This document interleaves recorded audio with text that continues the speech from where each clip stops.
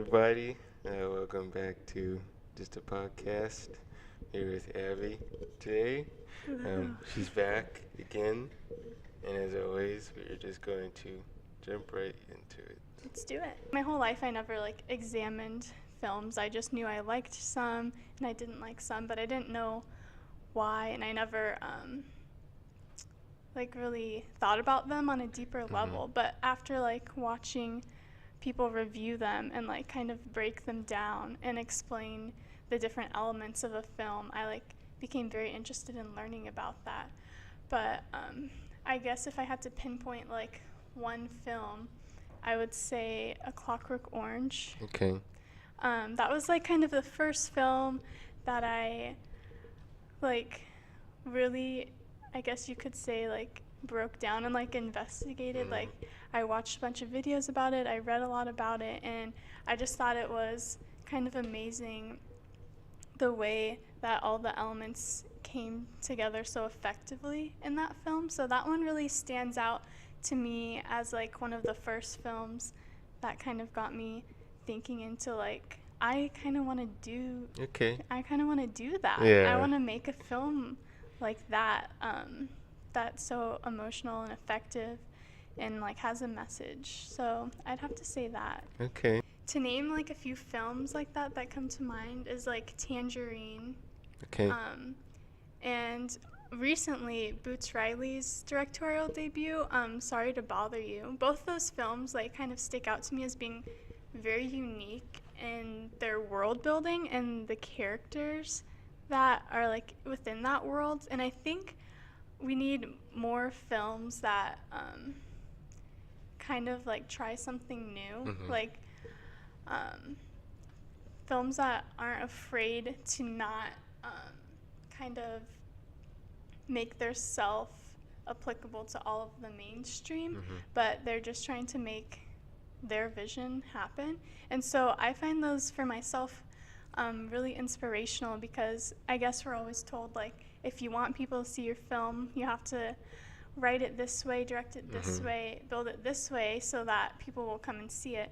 But seeing more, not even experimental, but just directors that are very passionate about their projects, that show their creativity in an effective way, are super, super important, I think. I saw just a clip from Phantom Thread. Yes, I don't want did to. you? It's the scene where they're having dinner. That was really the only one I saw. And I was like, Yes. I was pulled in.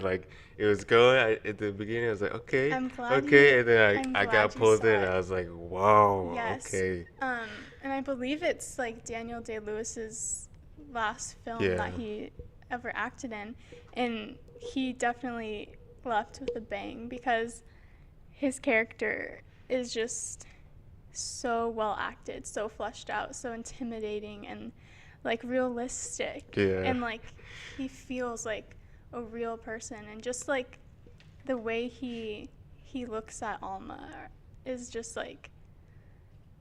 it's just so perfect, in my opinion. I like stop motion because of the charm and the care that's put into the films. I think that it is a very tedious art form and medium of film, that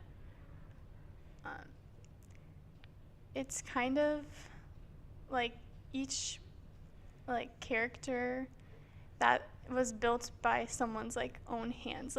Someone throughout the making of the film, that character was their baby. And I think that you don't get the same kind of emotional attachment to, say, 2D animation. It's or 3D animation, but it's a very different kind of animation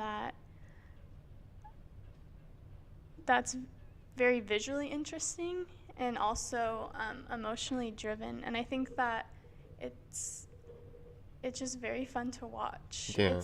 It's crazy to wonder, how did they get that shot? Yes. How did they make that character do that. And it makes you think and like just appreciate all of the animators and the directing that goes into something so small scale but has such a big impact on the big screen. Every hair that they have to place Yeah. and every different model of every different character, it's just incredible the scale to which they do that. It's not just like you can reference a previous animation and build off of that. You have to build each facial expression, each outfit, and it's just a very loving art form, I think. Do you like anime? I do indeed. Okay, have you seen Attack on Titans? I do. I have Okay. not seen the last season due to being extremely busy, but Yeah. I plan to get around to it. Yes. Okay. I saw it because of my friends. They were talking about it, and I was like, all right, Yeah. I'll watch it. And Yeah. the first episode, it's like you're just like, whoa, you're like Mhm. pulled into it, and like it's kind of like Avatar: The Last Airbender, but not really. In It's a way, very yeah. different, and that's how I got pulled into it. How they are very clever with how they put the story in there and all the episodes. It never feels Mhm. like an episode is just a couple the last minutes is just fill time. Yeah, Or it filler. feels like every minute was Mhm. did something. Yeah, I agree. It's very engaging in how it like reveals information to you. Definitely one of my favorites for sure. Okay. Is there a movie you would have loved to see when you were a kid? The reason is maybe you were too young, Mhm. or you had seen another movie instead, or you weren't sure about that Mhm. particular film you had saw a trailer of. What movies would you have loved to see in theaters? Oh, something in theaters Yeah. as a kid. I'm gonna have to think about that Okay. one. I'm trying to think how young I would have been for some of. I think that some of the films I wouldn't have been able to Okay. appreciate on the same level. Like when I was like less than 1 year old, Eyes Wide Shut came out, but I don't think that I would Yeah. have gotten the same experience out of Okay. it. But oh my gosh, it's so hard for me to remember which films I saw at home and which films I saw in theaters. I'm pretty sure I never saw The Incredibles in theaters. Okay. Like all my memories are from watching it on like our little TV in Yeah. our living room. I don't think we used to like go out to movies as often, but we definitely owned a bunch of movies, and I think I would have like died seeing The Yeah. Incredibles in theaters. So that one would have been cool. That's like one of my favorite animated films, and like one of my family's favorite. Like we watched that thing all the time, Yeah. like probably more than once a month when me and my brother were really little. Okay, wow. Yeah. Toy Story 2. Toy Story 2. That Okay. soundtrack for it was really, really good, Uh-huh. especially when Woody and Buzz were saving Jesse and that fanfare comes in. Because I remember when I was sawing that as a kid, and it didn't like bring the hairs on my neck up, but I remember it very well because I remember sitting there and that music coming in, and like you really want Woody and Buzz to save Jesse.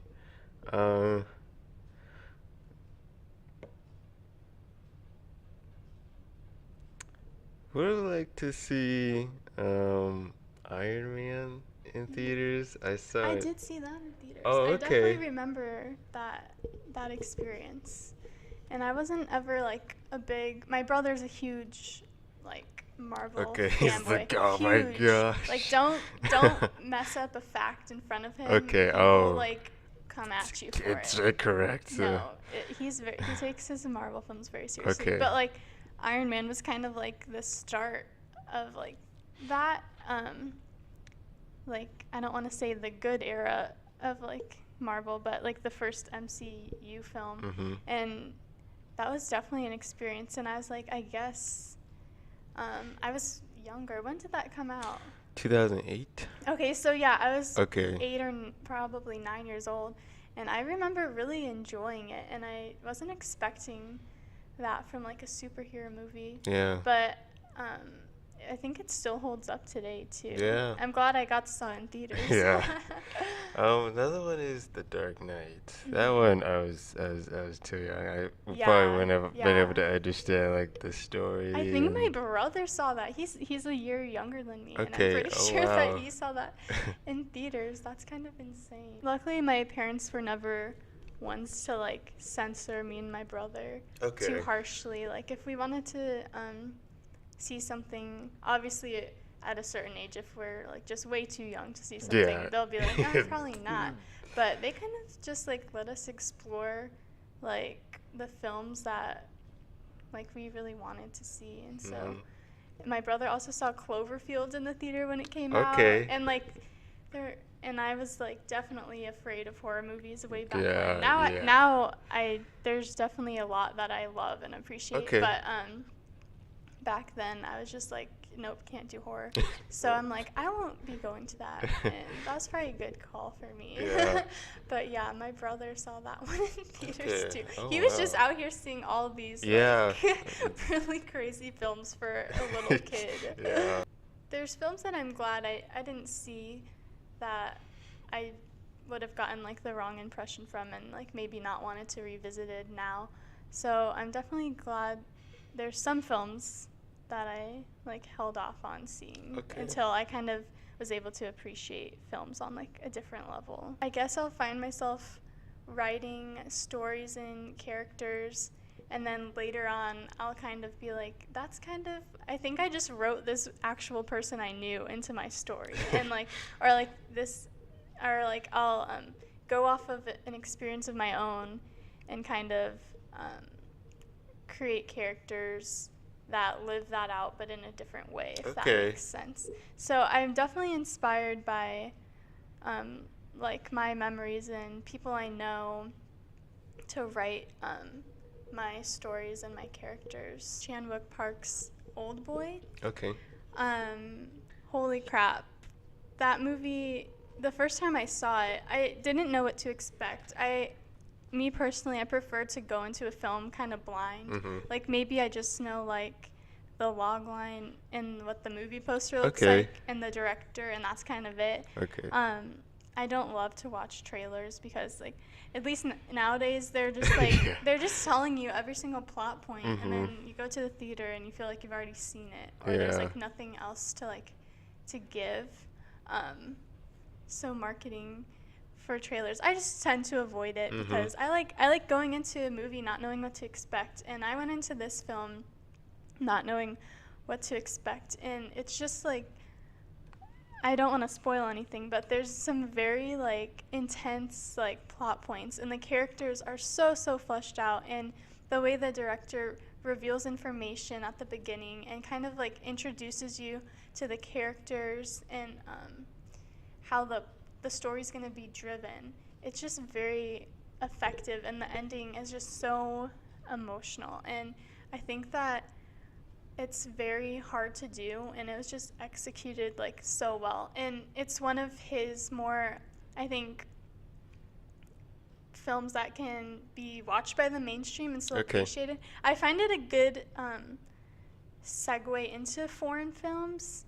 It's a Korean language film, but it's so engaging and so excellent that like I think anyone could like appreciate it if you have the patience for it. Have you had moments in movies where you're giving someone the look, like the eyes kind of do the talking, like that was a good scene, or like it's wait for it, like it's coming, like in certain films? Have you had those moments or sometimes a friend's already looking at you, and as you're turning, the eyes just do the talking, like that was good, and then you guys are back on the screen? Yes.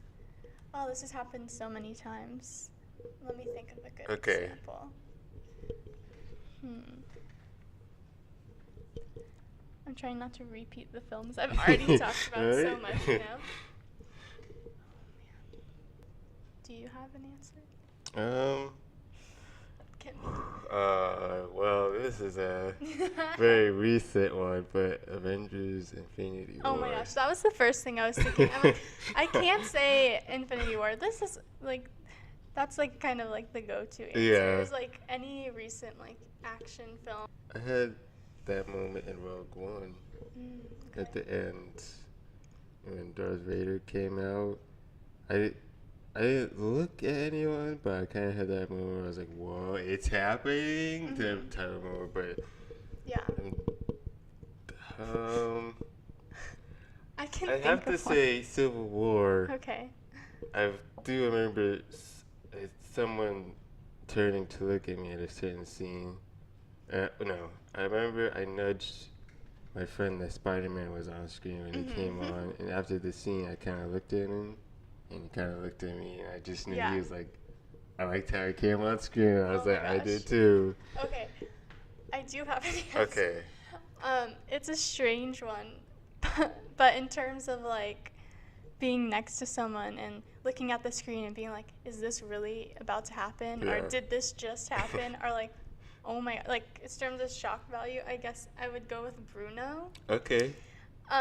There's definitely scenes in that film where you just like look at the person next to you and you're like, is this about to happen right now? And then it does, and it's amazing and it's hilarious. I know I might be like in the minority of the people who like Sacha Baron Cohen's comedy, but I think it's really funny. But definitely